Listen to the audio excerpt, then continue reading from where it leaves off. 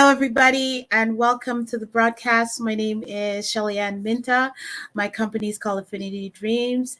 And today we are checking in, and I want you to check in as well as you come in. Write your name in the comment and tell me how you're feeling today. And if you are going to be watching this on the replay, please put hashtag replay in the comment box. Also, this is simulcast on YouTube and on Facebook. So if you're watching this on Facebook, welcome. If you're watching this on YouTube, hi, how you doing? You can watch it on either platform.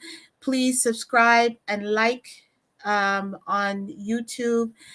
Follow me on Facebook. Spread the news, and let's get my YouTube viewership up. Let's get my subscriptions up on YouTube. I'm new there, so please don't hesitate to share, and I think so we can get our the number of subscriptions up. I'm aiming right now for at least 100, and then we take it from there. Thank you so much for being here today. It's actually very rainy out and cold. I tried to go running earlier and it was just impossible to run because the rain was coming down way too heavy. Yes, I was still going to try to run in that rain. Nothing stops me. I was really anxious for it. And as a matter of fact, I was very disappointed when I couldn't do it. But there was this huge puddle on the path that I usually take, and so I would it was impossible to get through there. If I ran on the grass, I would have gotten soaked.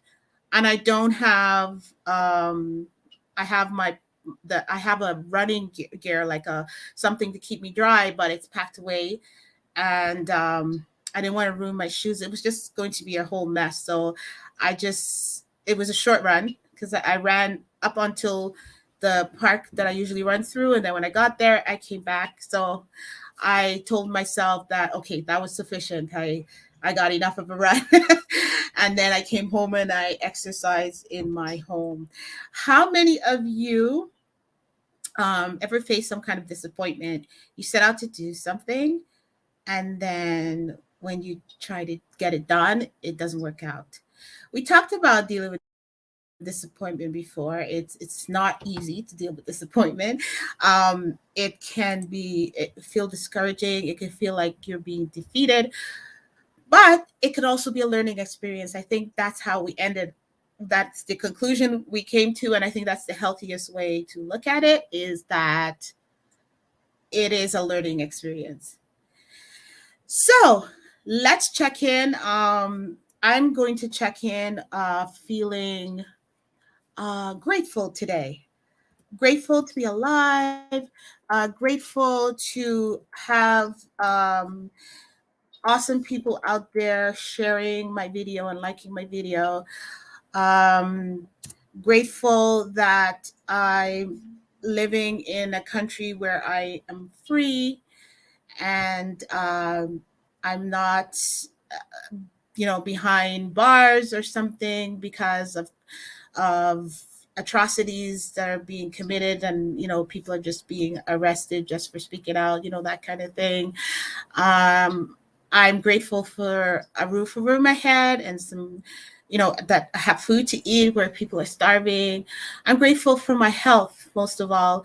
There are people that have horrible diseases, long-term illnesses, can't get out of bed.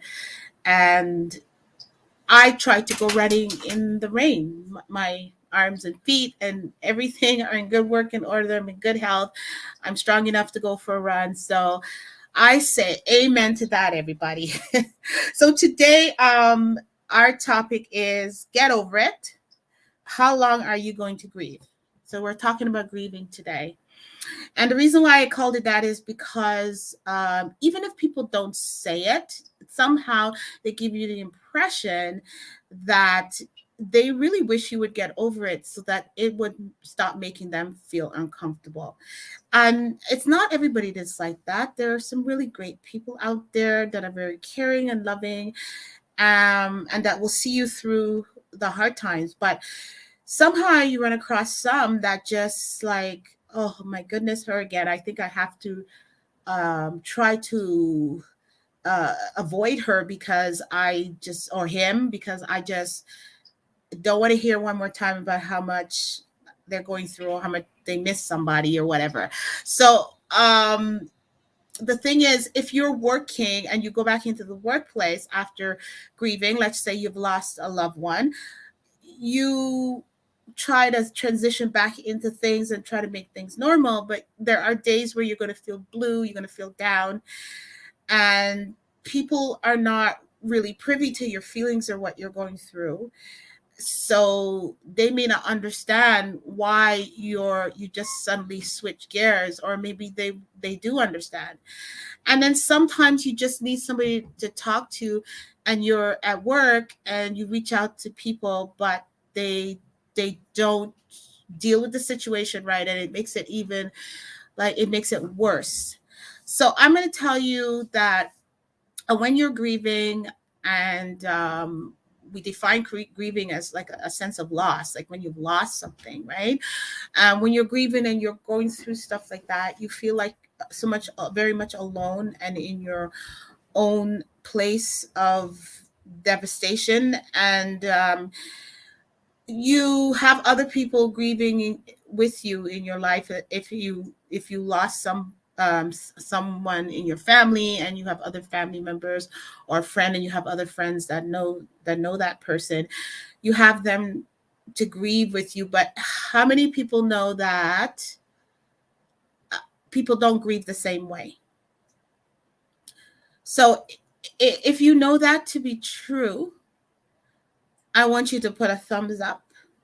Yes, I understand that everybody grieves differently. There are similar stages to grieving, but everybody goes through their own, you know, they go through their own process, and it sometimes doesn't look like grieving. There is People have this notion of what grieving should look like, but it doesn't always work out that way. Some people, they give you the impression that they're not even grieving because of how they act. They go back to to the status quo, and they just continue like nothing happened. For those people, sometimes it's years down the road before they realize, like, they really process it, and they begin to really understand what happened to them. So it's, we have to be very careful and be very sensitive to how people are going through things. Now, the other thing I want to talk about is the fact that um, grieving is not, it can be a loss, yes, of something. It could be a loss of someone. It could be a loss of something as well. People grieve because, they lose a job, or they lose their home, or or they lose something that's special to them, that reminded them of somebody, or something that they've had in the family for a long time, and they were chosen as the curator of this item, and then it gets lost or broken. And so there's different levels of grieving, and for different things. And for the person going through the grieving, losing a job could be at the same level as losing a human being, because that job may have been their only way to survive, and maybe they feel as though that they have failed their family. There's no other, they don't think that they're capable of getting another job. And so your brain processes that devastation as though you lost somebody you love. And it's very easy to judge people, but we shouldn't really judge people when they're going through emotional turmoil. We just have to allow them to go through their process and to make sense of it. And then eventually, hopefully, they realize that, wait, I lost a job. It's not the end of the world. I didn't lose a life. I didn't die. No one else in my family died. But our reaction to how people are processing their loss could affect them and could affect our relationship with them. And so, which brings me to the other thing that a big, huge loss is divorce. Divorce is the loss of a relationship, and it's it can feel very much as though you have lost somebody to death, like somebody died. Because another definition of grieving could be the end of a relationship, because that person uh, is gone, and they are it's almost like they're suspended in time, because you have pictures of them, you have your memory of them, of who they are, and you see them that way. And but they're not getting any older, whereas you are. So time is going forward for you, whereas they are in suspended animation almost, and you're moving on without this person, and there feels to be like a hole or a gap or an empty space in your life. So um, that is when you lose an individual through death, but it's also if you lose an individual through a divorce or through some kind of broken relationship. You go through this same kind of process. You go through a similar type of stages, where it's like disbelief and anger and all these different steps, and then finally acceptance. So the thing about that is that it's so understandable. Somebody dies, you go to the funeral, you see that they're interned, they're you go through that whole ceremony, which helps you to accept the fact that they're really gone. But what happens when you go through the death of a relationship, or somebody leaves you through a divorce? It's people. I don't know. It feels as though it's especially in this day and age where divorce is so prevalent. I believe that people are not as sensitive to it. Like in some cases, it's like you say, "I just went through a divorce," and people say to you, "Oh, good for you," you know, "Good for me." And then they say, "Oh, you're so brave and you're so strong." And I'm like, "I'm not brave. I'm not strong. I ended this because there was nothing more I could do. I didn't want this to end." Nobody wants their marriage to be broken up. Nobody wants to put their family through it. Nobody wants to go through it.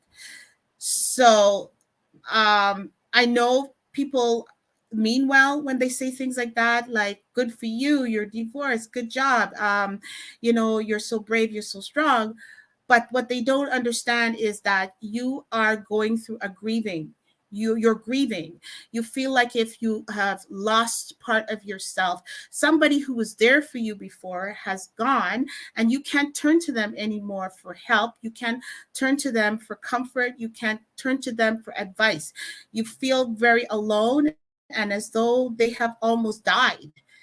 And so you go through this grieving, and you really, at many cases, you just and individuals are different, but in many cases people just want you to sympathize with them and to understand that you are hurting, and it is very painful, and there's a transition. It's a huge change.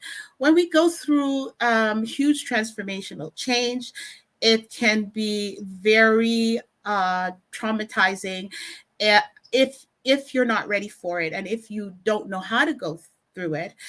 It can be, and most people are not born with some sort of manual to let them know, okay, well, this is what you do when you get a divorce. This is what you do when you get when somebody dies.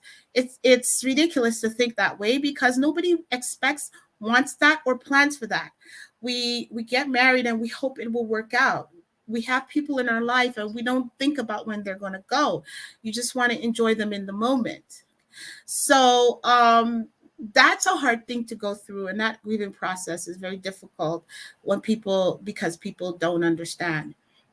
Now, in the workplace, you may want to reach out to friends or coworkers because you may not have anybody else.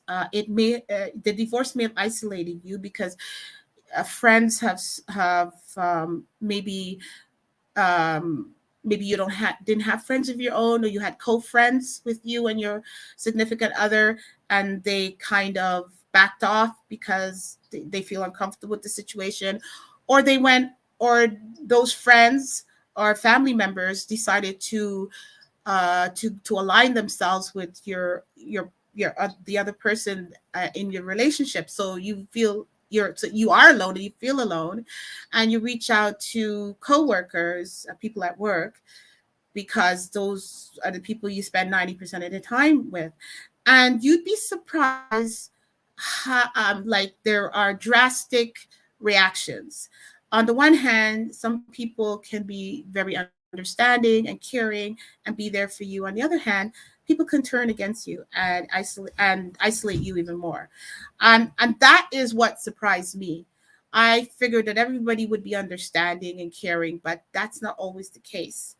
In my situation, I opened up to some friends, and right away I saw in their eyes that they didn't receive it well.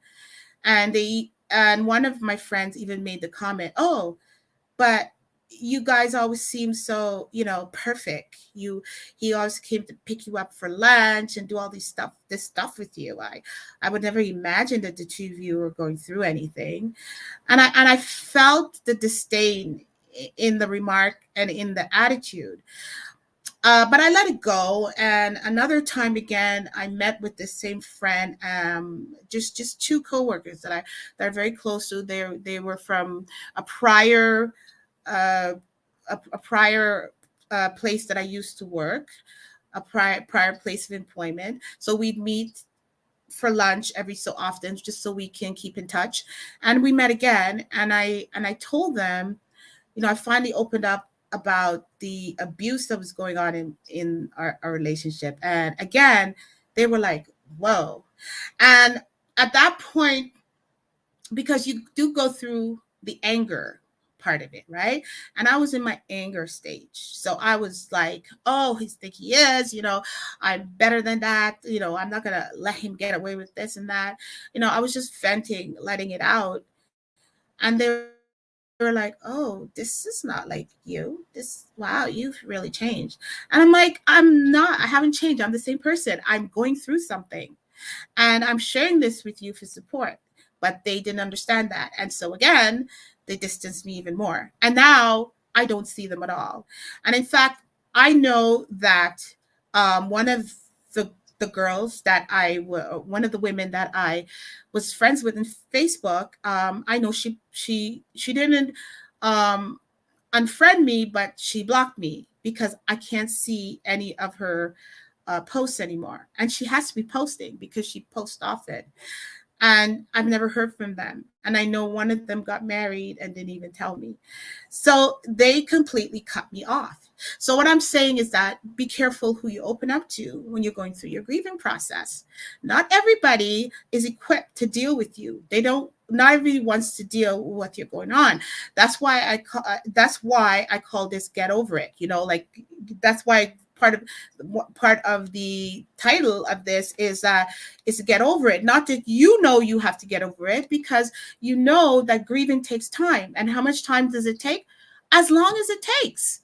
Years, months, you can't rush it. It's something that you have to deal with and go through. And it's not straightforward.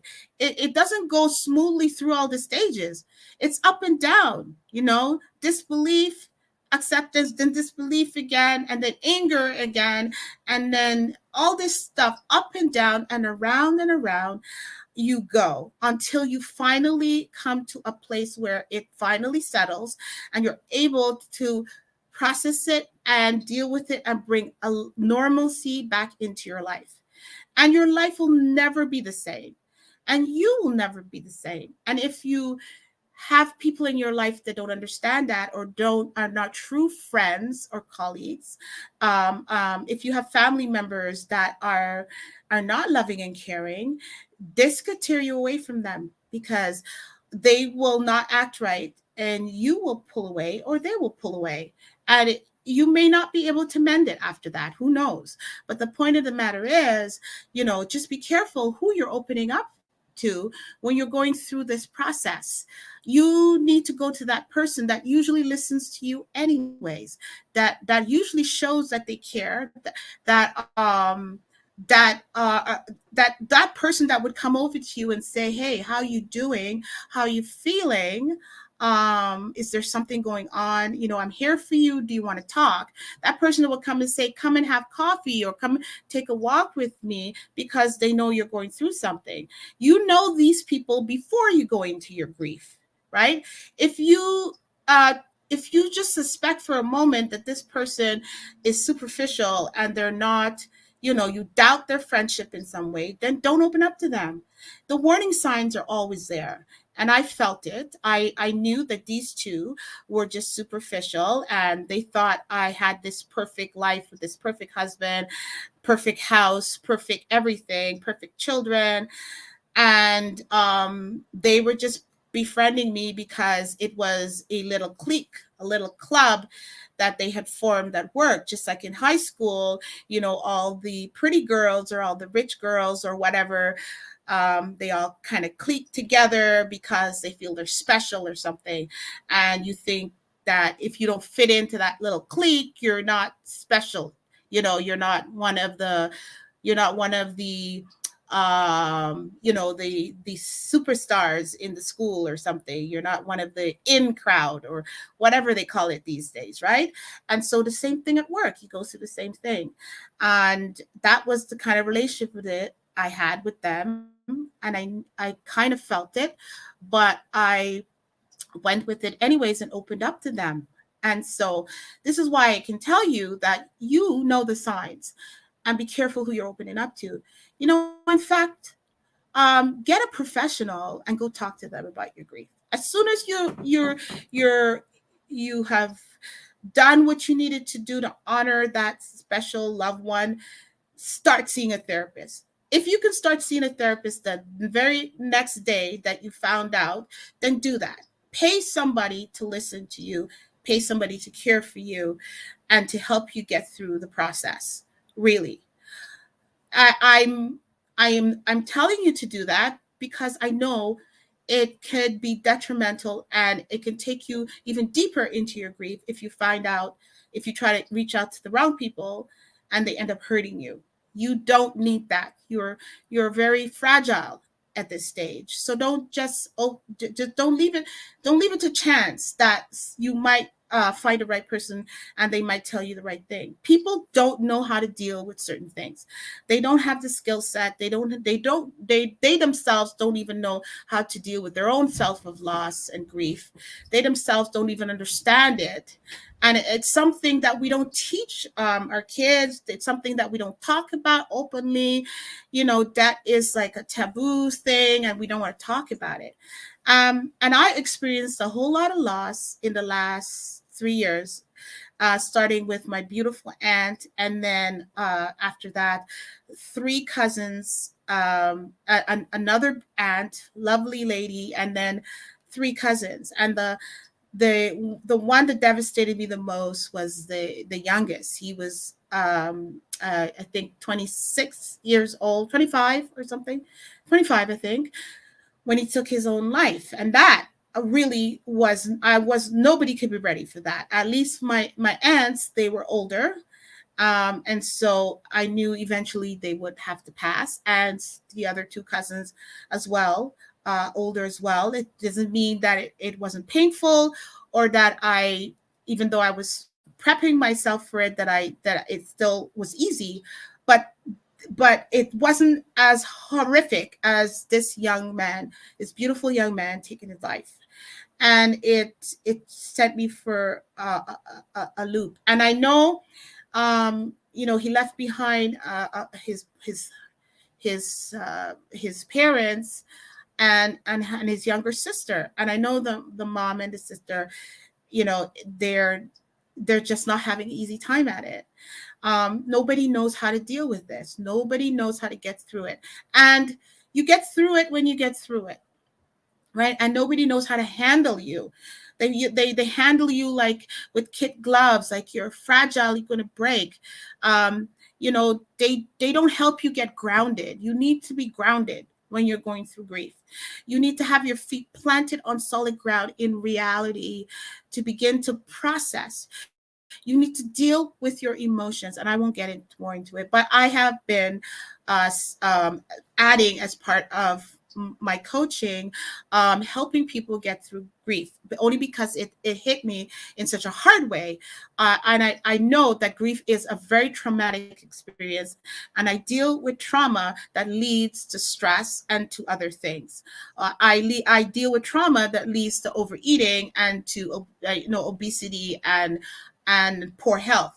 So that is very traumatic. It's one of the most traumatic things, and so is divorce. And divorce is almost on par with that. It's very devastating. It can financially, mentally, emotionally, in every way, it can take you down. And so that's why I started to study up on this and to make this a part of the coaching that I do, understanding the grieving process and helping people through it. And of course, I'm going through it myself with all the losses. In 1 year, as a matter of fact, I lost 4 people, one after the other. So I've been through a lot. And then we just go back through the years and how many other wonderful people I've lost along the way, including friends that died when in childhood. I can never forget that. It's almost like you get frozen in that moment when you're standing on a graveside and you're looking at a little tiny box that's going into the earth, and you're so young. You're under the age of 5 and you don't understand. But and even though I was under the age of 5, I could see it. If I closed my eyes, I could see the people, I can see the whole thing. And I couldn't understand or process it until I was old enough to understand what that really was.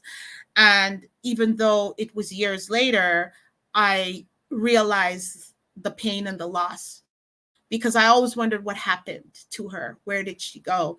And I knew they told me she was gone, but it didn't make sense. Children don't make the same sense out of death as adults. Adults really need to guide them and to keep the dialogue going all the way through, not just 1 day or 2 day. They have to keep coming back to it as the years go along and as the understanding improves, so that there's a checkpoint every time to see if they're still okay with their experience and that they're dealing with it in a healthy way. And so this is, I don't deal with children in terms of coaching, but I do work with children in terms of teaching. And so I understand, some of the outcomes of not dealing with traumatic experiences where children are concerned. But we are dealing with adults, and you can make decisions for yourself, and you can choose to deal with your trauma. You can choose to face things head on and to find help. This is a decision you make. You decide what you want to do with your life. You decide whether or not you're ready for change. If you're not ready to change, then nothing anybody will ever tell you will ever get you to change. You will continue down this path forevermore until you hit a crisis or a major event in your life that forces you to change. Or you can just make a decision, right? Make a concerted effort, make a decision that this is not going to keep happening to me. I need to find a way out of this. And then find somebody who can help you, who will patiently hold your hand and guide you and mentor you and be there for you and support you and let you cry when you need to cry and complain when you need to complain and get angry when you need to get angry, and just work these emotions through until you get to a point of stability. Anyways, I'm here for you. And all you have to do is book an appointment at calendly.com/affinity dreams. Book a 30-minute appointment. It is a strategy session. We talk for a while, try to figure things out, and then you go to the next step. It's as simple as that.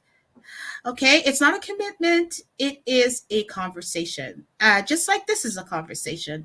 So if you are going through grief, if you're processing grief, especially within this pandemic, I know people lost a lot of people, a lot of lives were lost. So you may be going through something, or you may be in the process of losing a loved one, and you're trying to figure things out. Your emotions are all over the place, and you can't talk to anybody. I'm a listening ear. So you can contact me at calendly.com/affinity dreams. Anyhow, thank you so much for joining me today, and I will see you next week at 2:30. Every Saturday, I am here. This broadcast is called Live Your Dreams, and I'm Shelly Ann Minta. I am a health coach, nutrition expert, fitness nutrition expert. I am a mindset coach. I also help you through your self-discovery and finding purpose in your life. And now I am also beginning to deal with grief, loneliness, and helping you through the trauma that you experience that causes stress as well. I also deal with stress in the workplace. I deal with professionals. Really, everybody is welcome, but right now I am focused on professionals, especially in the IT profession or IT